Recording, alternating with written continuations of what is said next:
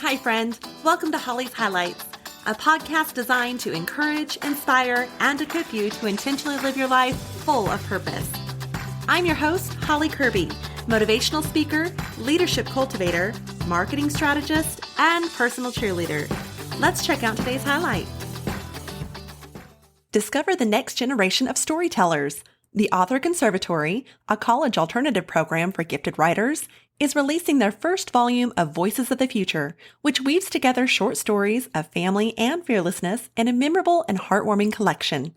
100% of your purchase goes to help students attend writing conferences, where they can pitch their work to agents and publishers. Voices of the Future, Volume 1, is releasing December 5th of this year, 2023. Pre-order your physical copy at madickenthompson.com or on the Author Conservatory website, authorconservatory.com. You can also pre-order ebooks through Amazon. Here's to encouraging the next generation of storytellers through your support.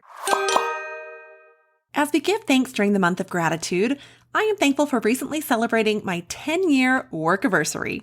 When I resigned from my career to be a stay-at-home mom, I didn't think about what I do after raising my children.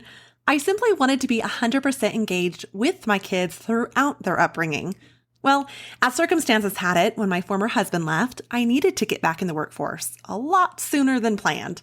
Yet God was so good to bless me in a role with a company that would allow me to be a mom first. I truly am so grateful. Now, one of the responsibilities I have in my role is that of protecting our culture. And one way I fulfill this is by doing the interviews.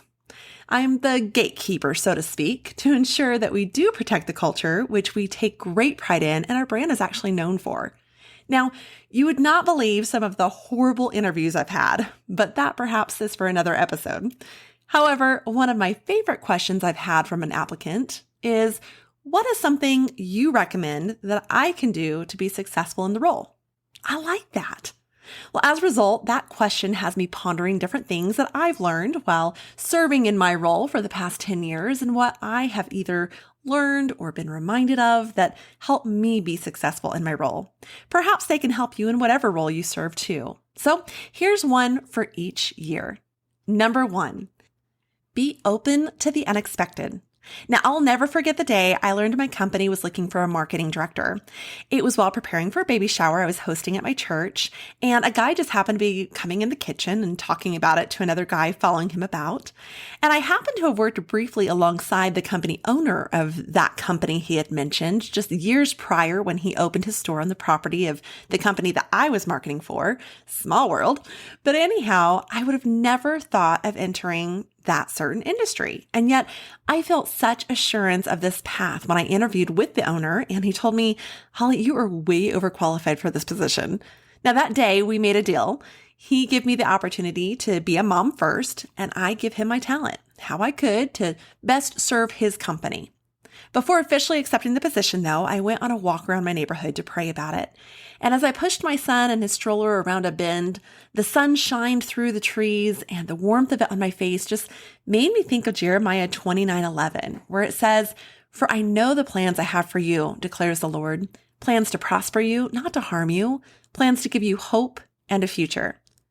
Now, re-entering the workforce was scary, and it's not what I had planned. Yet, it was then and there that I felt the Lord leading me in this direction. And my friend, to be in the center of God's will tomorrow is to be in the center of God's will today. So I followed his lead and I said yes. And I have seen God's hand of provision and blessings in this role. I'm so glad I didn't miss out. Are you open to the unexpected? Don't wait for what fits your mold or your list. Don't miss the blessings of being open to the unexpected. Number 2, align with the vision.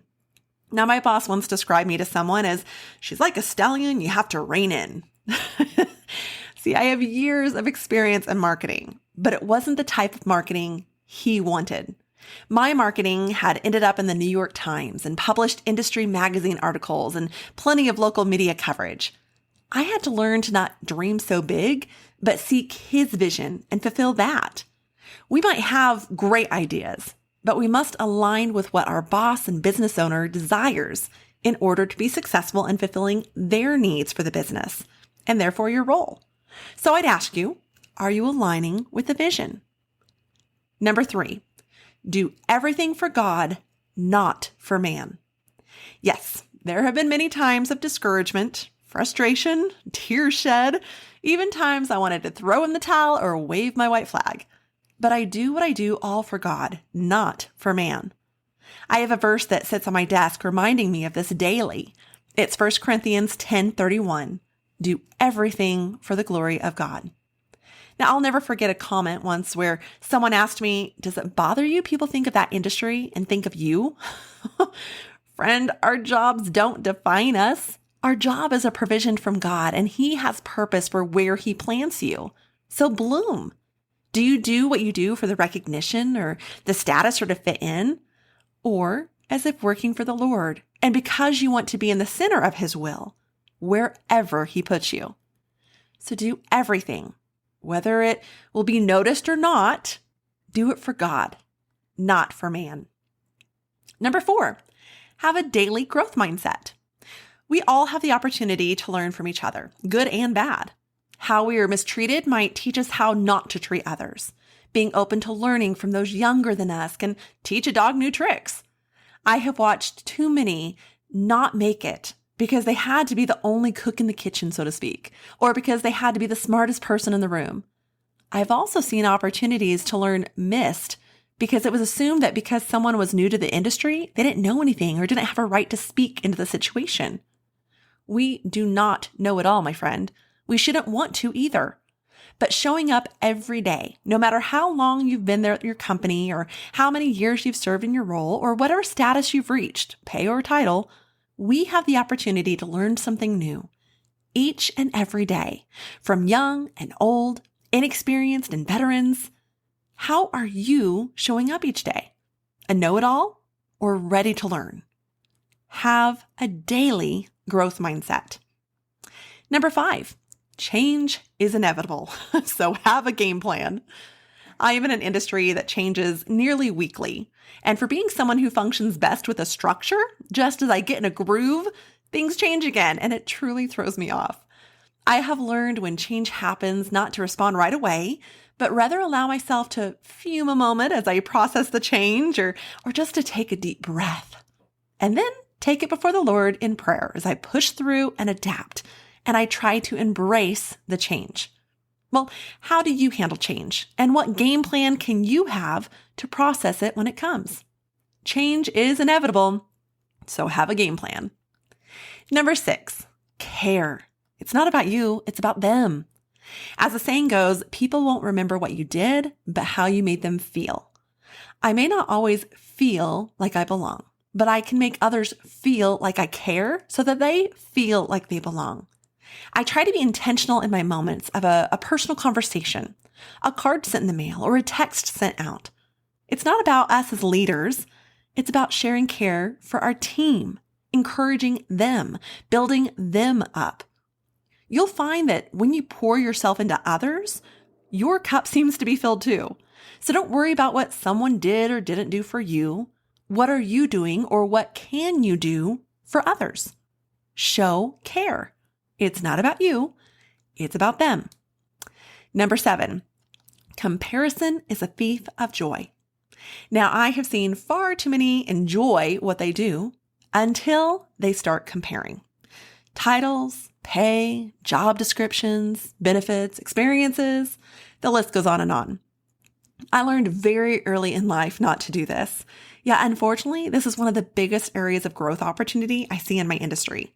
Whether it be comparing coworker to coworker or what one store is doing in their marketing versus another store in their marketing or even sales, we'd be best to look at ourselves. Do we enjoy what we do? Are we doing our best? Are our needs met with what we have and what we've been given? Then that's all that's needed. So next time you might be tempted to compare this or that with another, take a moment to count your blessings, name them one by one, and don't let comparison rob you of your joy. Number 8, choose your battles and let others leave with their dignity. I have sat in many a meeting where the information provided or assumed was wrong, and yet to confront such error seemed it may come across as argumentative. So I simply stayed quiet. Now, there are some situations where ethically I knew I needed to speak up for what I felt was right. There are times I'd really like for a decision to have turned out one way, but it wasn't a hill to die on. Compared to other times, I've voiced I'm ready to die on this hill. So choose your battles wisely. You don't have to win every argument. You don't have to always have the last word. You don't have to even have your way or make a comment about everything. As my brother used to always say, may the wise person show up, not the foolish. So how do you think people feel being on the other side of you? Are you a pushover, never taking a stand? A bulldozer, not caring about others' input, but determined to be heard?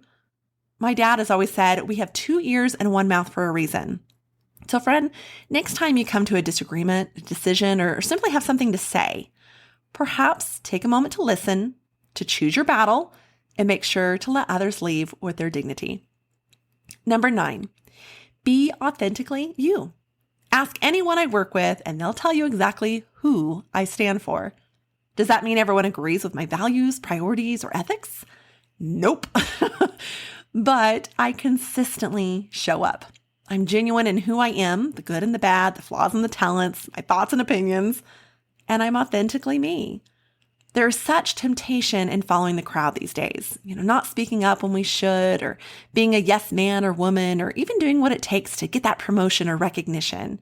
But there's something to be said for being real and raw, vulnerable and consistent.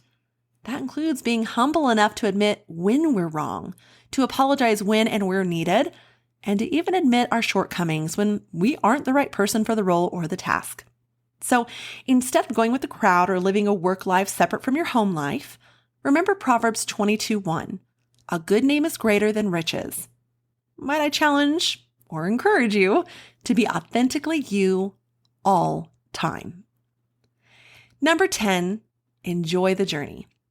As I looked back at my 10 years with my company for a social media post I was putting together to commemorate, I came across so many memories and moments and just special times, and many of them I had forgotten. We're going to have seasons in our job, in life, really. One season, we might be on that mountaintop with everything going great, a project just successfully launched. We're just recognized for a job well done. We have fully employed teams or even a full bench of leaders to train. While other seasons, we're in the bottom of the valley. We're discouraged by turnover or filling out at the loop or off our game or even sales dropping. Well, there are times we might get a little prickly with how things are going and think that the grass is greener on the other side. But newsflash, every pasture has its pitfalls. We're all replaceable and our seasons may change. But instead of looking at what was, what isn't, or even what we long for, perhaps we can look at exactly where we are and simply enjoy the journey.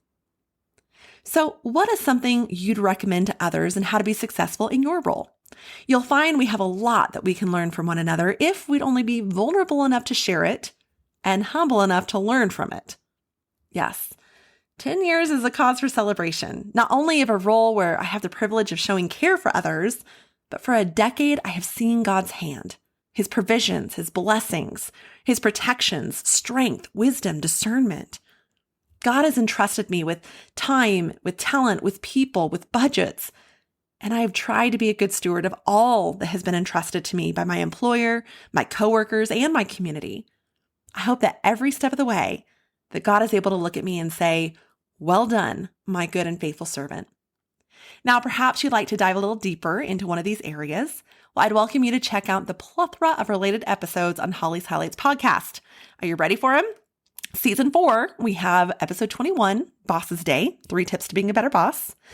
Episode 19, Labor Day reflections, so work ethic, service, and servant heart. Episode 8, 5 tips to making tough decisions. And episode 2, change fatigue, discovering who you are this new year. Then in season 3, we have episode 19, leadership lessons learned from the late Queen Elizabeth II. Episode 16, how to be a good steward. Episode 11, 5 must-reads for personal growth and development. Episode 10, leadership books, 5 must-reads. Episode 9, 10 tips to having unshakable confidence. And episode 8, how to have tough conversations. Then in season 2, we have episode 17, overcoming inferiority. Episode 16, how do you want to be remembered? Episode 15, 5 Things Employers Wish You Knew. Episode 6, Building, Developing, and Empowering Teams.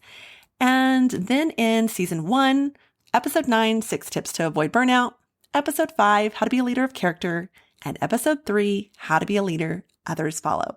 Now, all of those will be in the show notes, but hopefully one of those at least has perked your interest to look it up and listen and hopefully continue to grow as a leader and in your personal life. It is my hope that wherever you find yourself, the season, the role, the opportunity, bloom where you're planted and make each day a great day for a great day. Perhaps even take Albert Einstein's words to heart.